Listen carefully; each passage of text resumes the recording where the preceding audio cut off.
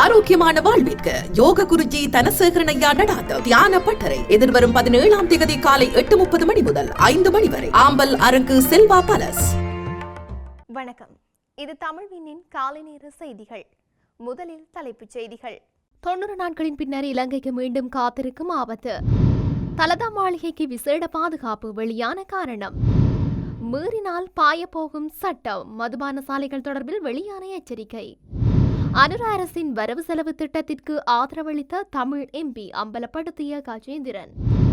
4வது தவணைக்கு முன்னர் சர்வதேச நாணய நிதியத்திடம் சலுகைகளை கோரவுள்ள இலங்கை. ரகசியமாக வாகனங்களை இறக்குமதி செய்த முன்னாள் எம்பிக்களுக்கு அனுர எச்சரிக்கை. தமிழ் தேசிய அரசியல் என்பது பலமானதாக இருக்க வேண்டும், ஸ்ரீநாத் வலியுறுத்து. பயங்கரவாத தடுப்புச் சட்டத்தை ரத்து செய்வது தொடர்பாக விசேட நடவடிக்கை. தொடர்வன விரிவான செய்திகள். அமெரிக்க ஜனாதிபதி ட்ரம்ப் அறிவித்த 90 நாள் வரி இடைநிறுத்தம் முடிவடைந்த பின்னர் அமெரிக்காவுக்கான இலங்கையின் ஆடை ஏற்றுமதிகள் குறித்த வரிகளால் பாதிக்கப்படும் என்று அச்சம் வெளியிடப்பட்டுள்ளது. இந்த நிலையில் உள்ளூர் சந்தையில் இலங்கையில் தயாரிக்கப்பட்ட ஆடைகளுக்கு இன்னும் குறிப்பிடத்தக்க தேவை இருப்பதை பொருளாதார நிபுணர்கள் சுட்டிக்காட்டியுள்ளனர். புத்தாண்டு பருவத்தின் போது உள்ளூர் சந்தையில் இலங்கையில் தயாரிக்கப்பட்ட ஆடைகளுக்கு இன்னும் குறிப்பிடத்தக்க தேவையுள்ளதை அவதானிக்க முடிந்ததாக சந்தை தரப்பினர் தெரிவித்துள்ளனர். எனவே உரிய தரம் மற்றும் பயனுள்ள சந்தைப்படுத்தல் மூலம் இலங்கையை ஒரு ஆடை சந்தை மையமாக மாற முடியும் என்று ஆடை தொழில்துறையினர் நம்பிக்கை வெளியிட்டுள்ளனர். தற்போது இலங்கையில் முதலீடுகளை மேற்கொள்வோரின் எண்ணிக்கை அதிகரித்து வரும் நிலையில் இந்த சந்தையை அவர்களுக்கும் விரிவாக்க முடியும் என்று சந்தை தரப்பினர் குறிப்பிட்டுள்ளனர். தலதா மாளிகையில் போலீசாருக்கு மேலதிகமாக ராணுவத்தினரையும் பாதுகாப்பிற்காக ஈடுபடுத்த முடிவு செய்யப்பட்டுள்ளது. தலதா மாளிகையில் புனித தந்ததாது தரிசனம் மக்களுக்கு வழங்கப்படவுள்ளது. இதன்படி தலதா மாளிகையில் புனித தந்ததாது தரிசனம் 18 தொடக்கம் 27ஆம் தேதி வரை நடைபெற உள்ளது. இந்த நிலையில் தரிசனத்திற்கு வருகை தரும் மக்களின் பாதுகாப்பிற்காக இவ்வாறு போலீசார் உட்பட ராணுவத்தினரும் பாதுகாப்பு பணியில் ஈடுபடவுள்ளனர். மத்திய பாதுகாப்பு படை தலைமையகத்தின் கீழ் உள்ள அனைத்து ராணுவ பிரிவுகளுக்கும் ராணுவ தளபதியின் வழிகாட்டுதலின் கீழ் இதற்காக பயன்படுத்தப்படும் என தெரிவிக்கப்படுகின்றது.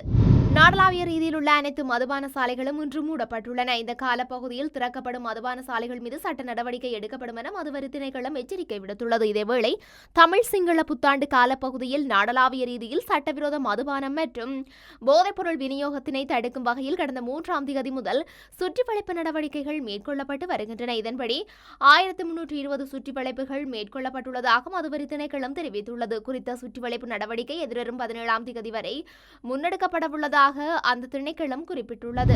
மல்வத்துவோயா திட்டத்தின் கீழ் வவுனியாவில் 1500 சிங்கள குடும்பங்களை குடியமர்த்த முயல்கின்றார்கள் என்றும் இதை சுட்டிக்காட்ட முதுகெலும்பற்ற அடைக்கலநாதன் தான் வரவு செலவு திட்டத்தில் நன்மை இருப்பதாக கூறி அதை ஆதரித்துள்ளார் எனவும் முன்னாள் நாடாளுமன்ற உறுப்பினரான கஜேந்திரன் குற்றம் சுமத்தியுள்ளார்.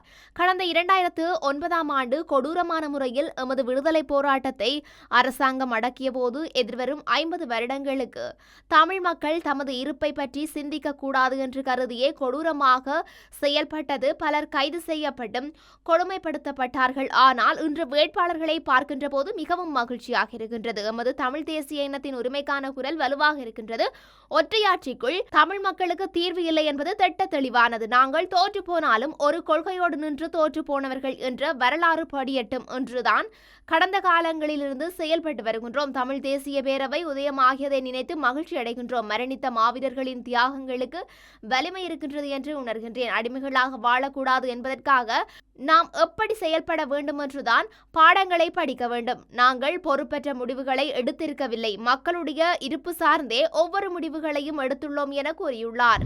அமெரிக்காவின் புதிய வரிகளால் பொருளாதாரத்தில் ஏற்படும் தாக்கத்தை ஈடு செய்ய இலங்கையுடனான 48 மாத நீடிக்கப்பட்ட நிதி வசதிக்காக சர்வதேச நாணய நிதியத்திடம் சலுகைகளை அரசாங்கம் கோரும் என்று திரைசேரியின் அதிகாரி ஒருவர் தெரிவித்துள்ளார்.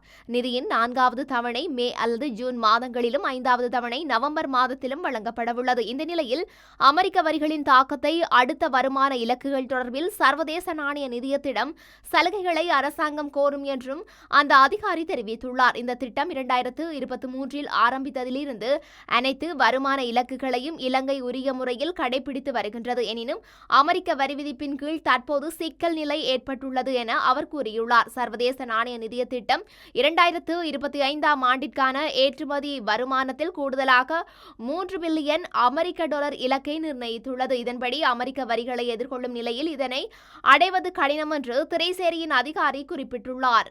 கடந்த காலங்களில் வாகன இறக்குமதி தடை செய்யப்பட்டிருந்தாலும் முன்னாள் அமைச்சர்கள் மற்றும் நாடாளுமன்ற உறுப்பினர்கள் ரகசியமாக வாகனங்களை இறக்குமதி செய்துள்ளதாக ஜனாதிபதி அனுரகுமார திசாநாயக்க தெரிவித்துள்ளார். இவ்வாறு சட்டவிரோதமாக வாகனங்களை இறக்குமதி செய்து அவற்றை பதிவு செய்யாமல் ஓட்டும் நபர்கள் கைது செய்யப்படுவார்கள் என்றும் ஜனாதிபதி கூறியுள்ளார். பொதுவாக எங்கள் கிராமங்களில் மக்கள் போலீசாருக்கு பயந்து ஒளிந்து கொள்கின்றார்கள். கடந்த சில நாட்களில் என்ன நடந்தது? நாங்கள் தேடுகின்றோம்.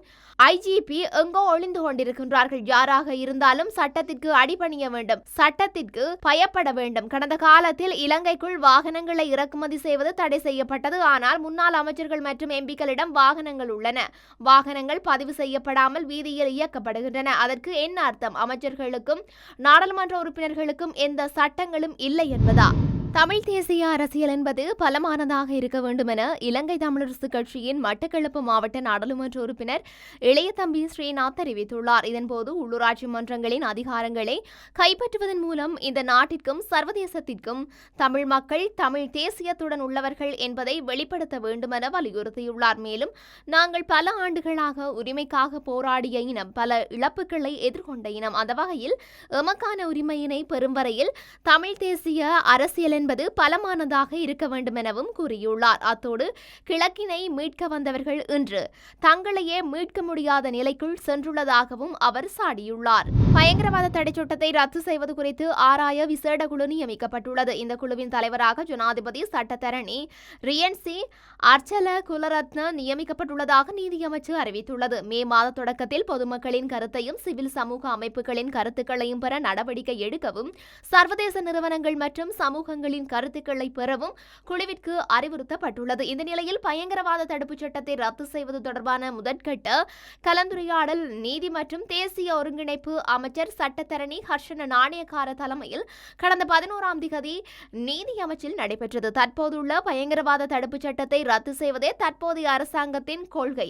இந்த கலந்துரையாடலின் போது நீதி அமைச்சர் தெரிவித்துள்ளார். அத்துடன் புதிய சட்ட முன்வரைவு உலகளாவிய பயங்கரவாதத்தையும் சவால்களையும் எதிர்கொள்ளக்கூடிய ஒரு மசோதாவாக இருக்க வேண்டும் என்றும் இந்த நாட்டின் சர்வதேச அளவில் அங்கீகரிக்கப்பட்ட அரசியலமைப்பால் உத்தரவாதம் அளிக்கப்பட்ட கருத்து சுதந்திரத்திற்கான மனித உரிமைகளை மீறக்கூடாது என்றும் அமைச்சர் வலியுறுத்தியுள்ளார். மேலும் இந்த திருத்தச் சட்டங்களை கொண்டு வருவதற்கு முந்தைய அரசாங்கங்கள் உரிய முறையில் செயல்படவில்லை எனவும் தற்போது நியமிக்கப்பட்ட குழு இந்த சட்டத்தை ரத்து செய்வது தொடர்பான பொருத்தமான விடயங்களை மிக குறுகிய காலத்திற்குள் நிறைவேற்ற நடவடிக்கை மேற்கொள்ள வேண்டும் எனவும் நீதியமைச்சர் குழுவின் உறுப்பினர்களுக்கு தெரிவித்ததாக நீதியமைச்சு குறிப்பிட்டுள்ளது.